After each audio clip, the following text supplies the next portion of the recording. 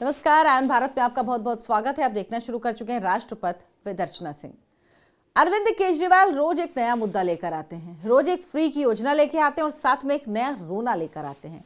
आज वो फ्री की क्या योजना और किसके लिए लेकर आए और कौन सा नया रोना लेकर आए सर जी, ये आपको इस वीडियो में बताऊंगी। लेकिन उससे पहले आपसे गुजारिश है, हमारे चैनल को सब्सक्राइब जरूर करें और कमेंट करके बताएं कि क्या अरविंद केजरीवाल के रोने धोने का असर दिल्ली की जनता पर पड़ता है। क्या दिल्ली की जनता अरविंद केजरीवाल पर एक बार फिर भरोसा करके उन्हें मुख्यमंत्री के पद पर बिठाएगी। हालांकि मुख्यमंत्री वो बन नहीं पाएंगे, लेकिन क्या आम आदमी पार्टी की सरकार बनाएगी या इस बार दिल्ली में परिवर्तन की लहर आपको दिख रही है? आप कमेंट करके बताओ और इस वीडियो को आखिर तक जरूर देखें। अरविंद केजरीवाल ने कहा कि वो जब लोगों के बीच जाते हैं तो लोग उनसे कहते हैं कि अरविंद जी, उनको तो सभी ऐसे ही बात करते हैं ना कि हमें मोहल्ला क्लिनिक का फ़ायदा मिल रहा है, हमें फ्री बस का फ़ायदा मिल रहा है, हमें आपकी और योजनाओं का फ़ायदा मिल रहा है, लेकिन हमें मुफ्त बिजली और की बात जो आप करते हैं और मुफ्त पानी वो नहीं मिल पाता। किनको? जो किराएदार हैं। और दिल्ली में हज़ारों किराएदार हैं, बड़ी संख्या में किराएदार रहते हैं, उनमें से ज़्यादातर पूर्वांचली हैं जो गरीब हैं। ये अरविंद केजरीवाल ने कहा कि उनको इसका फ़ायदा नहीं मिल पाता। वो लोग मेरे पास आए और मुझसे कहने लगे कि हमें फ़ायदा नहीं मिल पाता फ्री बिजली और फ्री पानी का, तो इसके लिए आप कुछ करिए। तो अरविंद केजरीवाल ने कहा कि जो अभी भी उनकी सरकार है और वो ये सारे काम जो उनको अब याद आ रहे हैं, मेरा तो एक यही सवाल है कि क्यों उन्होंने ये चुनाव अनाउंसमेंट के पहले सारे काम क्यों नहीं कर लिए? वो किस बात का इंतजार कर रहे थे? वो कह रहे हैं कि अगर हमारी सरकार इस बार आई तो हम जो किराएदार हैं उनके लिए भी ऐसी नीति बनाएंगे, ऐसी व्यवस्था बनाएंगे, ऐसा नियम बनाएंगे कि उनको भी बिजली और पानी फ्री मिल पाए। अभी तक उनको फ्री नहीं मिल पा रहा क्योंकि फ्री का लाभ जो है वो मकान मालिक उठाते हैं और जो किराएदार हैं उनसे मोटा पैसा वसूलते हैं, उनसे पूरा पैसा लेते हैं, भले ही उनको बिजली का बिल फ्री हो रहा हो। तो इस बार हम भी फ्री देंगे, ऐसी नीति बनाऊंगा जिससे लोगों को जो किराएदार हैं उनको फ्री मिल पाए बिजली पानी। यानी अरविंद केजरीवाल किसी भी वर्ग को छोड़ना नहीं चाहते हैं। वो इतने डेस्परेट हैं, इतने बेचैन हैं। जो रिपोर्ट्स उनको मिली हैं वो बता रही हैं कि अरविंद केजरीवाल की स्थिति बहुत बुरी हो गई है दिल्ली में। इसीलिए अरविंद केजरीवाल अब कुछ ना कुछ करके हर एक वर्ग को अपनी तरफ आकर्षित कर रहे हैं और सबको कुछ ना कुछ, एक कहना चाहिए कि लॉलीपॉप दे रहे हैं, लालच दे रहे हैं कि ये लालच ले लो, लेकिन मुझे वोट ज़रूर देना क्योंकि इस बार हम बहुत डरे हुए हैं जी, हमको बहुत डर लग रहा है जी, बीजेपी मेरी सरकार आने नहीं देगी जी, कांग्रेस और बीजेपी मिल गई है जी। तो अरविंद केजरीवाल का ये नाटक चालू हुआ है जो चालू ही रहेगा। इसके अलावा उन्होंने कहा कि आम आदमी पार्टी एक डॉक्यूमेंट्री का आज उसका स्क्रीनिंग होनी थी, लेकिन उसकी स्क्रीनिंग रुकवा दी गई। ये डॉक्यूमेंट्री क्या है पहले आप समझिए। जो जेल गए तीनों अरविंद केजरीवाल की पार्टी के भयंकर जो करप्ट लोग हैं, जिनमें सबसे पहले कौन है? खुद सर जी हैं अरविंद केजरीवाल, मनीष सिसोदिया और सत्येंद्र जैन।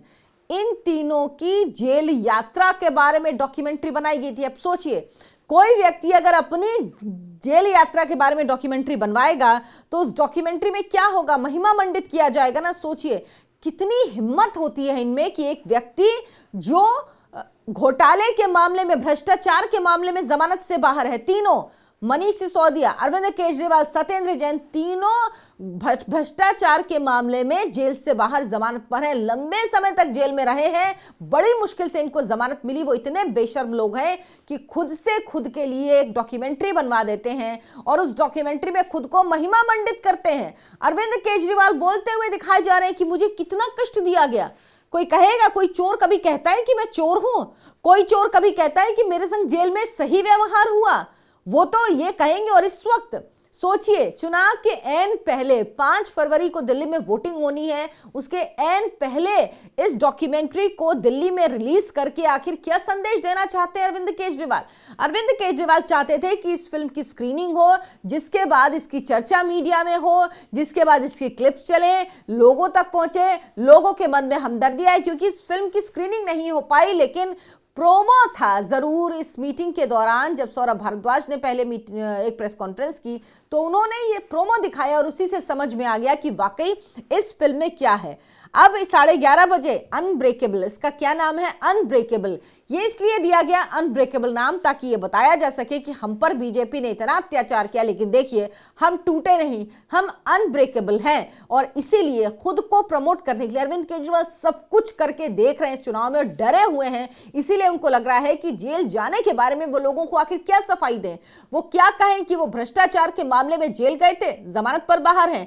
वो व्यक्ति, वो पार्टी जो भ्रष्टाचार विरोधी आंदोलन से निकली, उसमें आधा से ज्यादा नेता जो उसके हैं वो भ्रष्टाचारी हैं, वो जेल जा चुके हैं, जमानत पर बाहर हैं, कुछ जेल के अंदर हैं।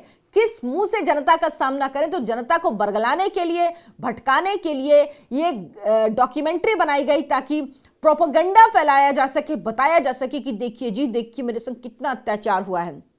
तो 11:30 बजे स्क्रीनिंग होनी थी दिल्ली के थिएटर। अच्छा, आम आदमी पार्टी क्या कह रही कि दिल्ली के थिएटर मालिकों को स्क्रीनिंग ना करने के लिए धमकाया गया।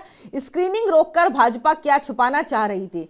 तो अरविंद केजरीवाल जी, आप बता दीजिए, आप आखिर इस फिल्म को दिखाकर क्या साबित करना चाह रहे हैं? वो छुपाना चाह रहे हैं, नहीं छुपाना चाह रहे हैं, बात आप दिखा के आखिर क्या हासिल करना चाहते हैं? आप क्यों लोगों को प्रोपेगेंडे के जरिए उनके दिमाग पर इस तरह की झूठी बातें भरना चाहते हैं? सुबह 11:30 बजे दिल्ली में आईटीओ के पास बहादुर शाह जफर मार्ग पर प्यारेलाल भवन है, जहां अनब्रेकेबल की मीडिया स्क्रीनिंग होनी थी। स्क्रीनिंग से पहले इस पर रोक लगा दी गई और अरविंद केजरीवाल ने कहा कि ये सब कुछ बीजेपी के कहने पे किया जा रहा है।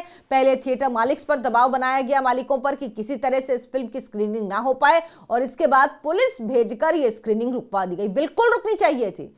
कल को कोई भी अपराधी, कोई भी व्यक्ति जो आरोपी हो, अपराधी हो, वो अपने गुणगान करने के लिए एक फिल्म बना ले और जनता के बीच चलाए, ये कैसे अलाउ किया जा सकता है? चुनाव आचार संहिता लागू है और इस वक्त आप इस तरह की चीज कैसे कर सकते हैं? वो बात कर रहे थे। और सौरभ भारद्वाज ने बात क्या की? उन्होंने बात की कि 2019 चुनाव से पहले नरेंद्र मोदी के लिए मोदी की फिल्म बनी थी, जिसमें कौन था? विवेक ओबरॉय थे। तो वो फिल्म जो रिलीज हुई, वो फिल्म थी, डॉक्यूमेंट्री नहीं थी, वो फिल्म बनी थी। ये डॉक्यूमेंट्री तो अरविंद केजरीवाल, आम आदमी पार्टी ने ही बनवाई है, वो फिल्म थी। और वो फिल्म ऐसा नहीं है कि मॉडल कोड ऑफ कॉन्डक्ट लगने के बाद आई थी। मई में चुनाव हुए, वो फिल्म जनवरी में रिलीज हुई थी। तो ऐसा नहीं है कि पहले चरण के चुनाव के बाद, वो जब मॉडल कोड ऑफ कंडक्ट लागू हो गया तब वो फिल्म रिलीज हुई है, और फिल्म रिलीज थी। वो डॉक्यूमेंट्री की स्क्रीनिंग कर रहे हैं। और दूसरी बात, अब चुनाव सर पर है, उसके पहले आखिर अरविंद केजरीवाल ये क्यों कर रहे हैं?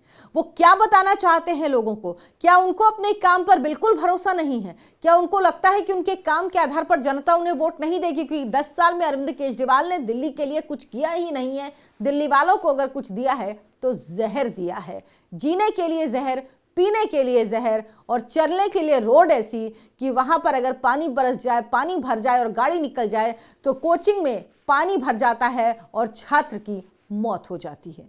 आप क्या सोचते हैं अरविंद केजरीवाल की इस राजनीति पर? हमें कमेंट करके जरूर बताएं। वीडियो को लाइक करें, शेयर करें, चैनल को सब्सक्राइब करना ना भूलें। धन्यवाद, नमस्कार।